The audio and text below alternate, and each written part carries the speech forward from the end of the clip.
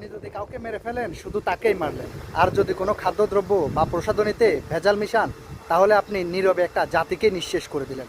এই কারণে বিশ্বের যত সব উন্নত দেশগুলো আছে সবগুলাতে আপনি যদি কাউকে মেরে ফেলেন আপনার সর্বোচ্চ শাস্তি যাবজ্জীবন হতে পারে।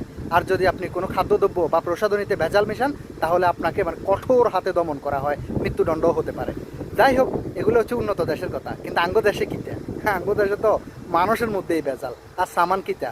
এই যে আবেগের মধ্যে মুতে দিল না বাঙালির, কি কয় এটা মেডিপ্লাস না কিতা, মেডিপ্লাস ডিএস, এটারে এতদিন আস্থার সাথে ইউজ করি আইয়ের, আর হে মেডিপ্লাসের মধ্যে সবচেয়ে বেশি মাইক্রোপ্লাস্টিক পাওয়া গেছে। ও মাগো, আয়ন রুমে নাই, রুমে থাকলে এভাবে দেখাই এনে টিরিং বিরিং করে নাচা নাচা দেখাতাম আর ভিডিও করতাম জিনিসটা। একটা বাইরে আসি, গাড়ি দুইটা মাইছি, এই কারণে কি যেন এখন বাইরে থেকেই ভিডিওটা বানাই। তো যাই হোক, বাংলাদেশ আপনি কিতে ইউজ করবেন? বাংলাদেশের যদি একটা নির্ভরযোগ্য কোনো প্রতিষ্ঠানে যদি সবগুলা সামানের এইভাবে যদি পরীক্ষা নিরীক্ষা করে দেখে, সব সামানে আমরা দেখতে যে বিষাক্ত কেমিক্যাল, বিষাক্ত জিনিস দিয়ে ইউজ করতেছে। বাচ্চাদের খাবার তো বললামই না, মহিলাদের প্রসাধনী তো বললামই না, তারপরে কি ফল ফলাদির কথা তো বললামই না, একেবারে বিষাক্ত কার্বোহাইড্রেট ইউজ করি একবার ধ্বংস।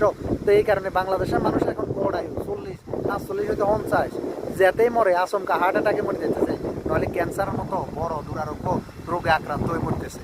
তো যাই হোক, আমরা এইসব থেকে পানা চাই, যে যার জায়গা থেকে সতর্ক হই, যে যার জায়গা থেকে সততার সাথে ব্যবসা বাণিজ্য করি এবং সামানগুলোকে আমরা জিনিসগুলোকে সুন্দর এবং সুষ্ঠুভাবে সবার কাছে পৌঁছাই দিই। আসসালামু আলাইকুম, ভালো থাকিয়েন, দেখা হবে পরবর্তী।